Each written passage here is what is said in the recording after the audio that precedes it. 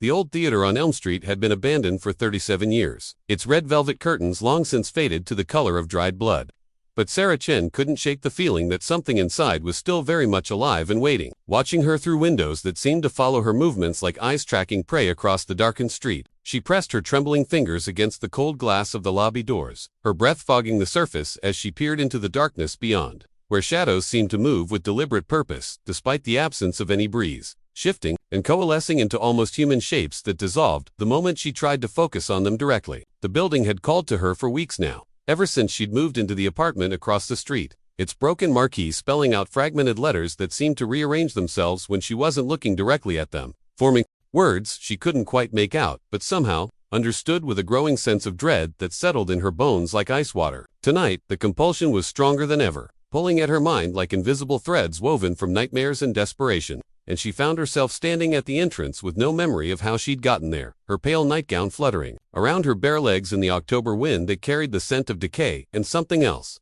something sweet and cloying that made her stomach turn and her mouth water simultaneously in a response that horrified her with its involuntary nature. The brass handles were warm to the touch despite the cold night, pulsing with a rhythm that matched her heartbeat, and as she pulled the doors open, they moved with surprising ease, as if they had been recently oiled and maintained by unseen hands that cared for this place of forgotten dreams and buried secrets with the devotion of faithful servants, attending to their master's needs. Inside, the lobby stretched before her like a throat lined with peeling wallpaper that seemed to writhe in the dim light filtering through grimy windows, and she could hear something that might have been breathing or might have been the building itself settling into the earth, but the rhythm was too regular, too deliberate to be anything natural, accompanied by a soft humming that seemed to come from the walls themselves, a lullaby that made her eyelids heavy, even as terror kept her heart racing. Her bare feet made no sound on the worn carpet as she moved deeper into the theater, past the concession stand where popcorn kernels still littered the floor like tiny bones and candy wrappers rustled without any wind to move them,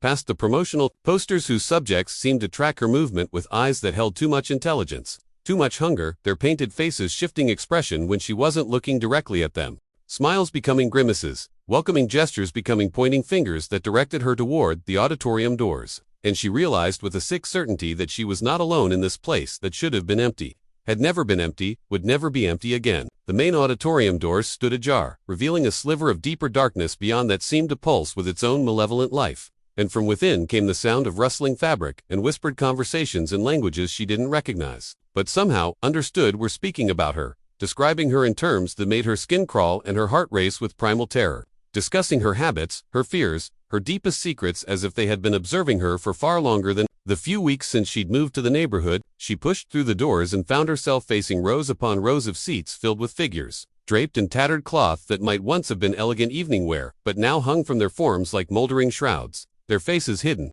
but their attention focused entirely on the stage, where a single spotlight illuminated a mirror that reflected not the empty theater but her own apartment, her own bedroom, showing her sleeping form from angles that should have been impossible, revealing moments of vulnerability she had never suspected were being observed, intimate scenes that no one should have witnessed, private moments that made her feel violated in ways she couldn't articulate. The watchers in the seats began to turn toward her in perfect unison, their movements creating a susurrus of sound like dry leaves or old paper, and she saw that where their faces should have been were only smooth expanses of pale skin, marked with holes that served as eyes, holes that went deeper than they should have, deeper than any human skull could accommodate, tunnels that seemed to extend infinitely into darkness, and from these holes came a soft red light that pulsed in rhythm with her terrified heartbeat, growing brighter with each beat as if feeding on her fear and using it to illuminate themselves from within. She tried to run but found her legs would not obey her, tried to scream but discovered her voice had been stolen by the thick air that tasted of copper and old velvet, and as the figures began to rise from their seats with movements that defied human anatomy, bending and stretching in ways that made her mind rebel against what she was seeing, their limbs extending far beyond what should have been possible, reaching toward her with fingers that multiplied as they approached. She understood that this had all been arranged for her benefit,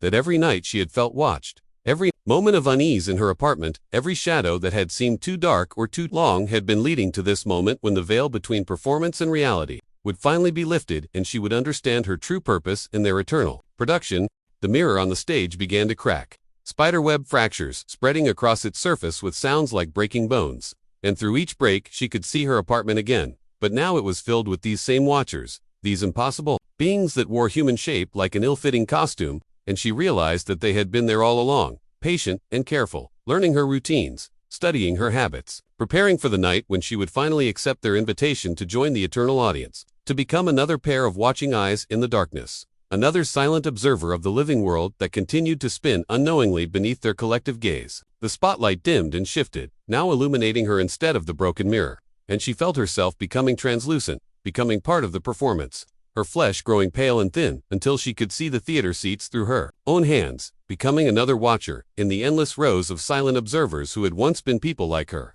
people who had answered the call of the old theater and found themselves trapped forever in its hungry embrace, bound by invisible chains of curiosity and loneliness that had led them to seek connection in the most dangerous of places. The applause that erupted from the assembled watchers was not the sound of hands clapping, but something far worse, the sound of approval that came from throats that had forgotten how to make human sounds, a cacophony of wet clicking and rustling that filled the air like the sound of insects swarming. And as Sarah felt her own voice join the chorus of whispered observations about the next victim, the next lonely soul who would see the theater's broken marquee rearranging its letters into an invitation they couldn't resist, she understood that the show would go on forever, fed by an endless supply of those who were foolish enough to believe they were alone in the darkness, when in truth, they had always been watched, always been studied, always been destined to take their place among the patient audience of the damned, their eyes now glowing with that same red light as they turned their attention to the world beyond the theater walls, searching for the next performance, the next soul to join their eternal vigil in the place where dreams went to die and watchers were born.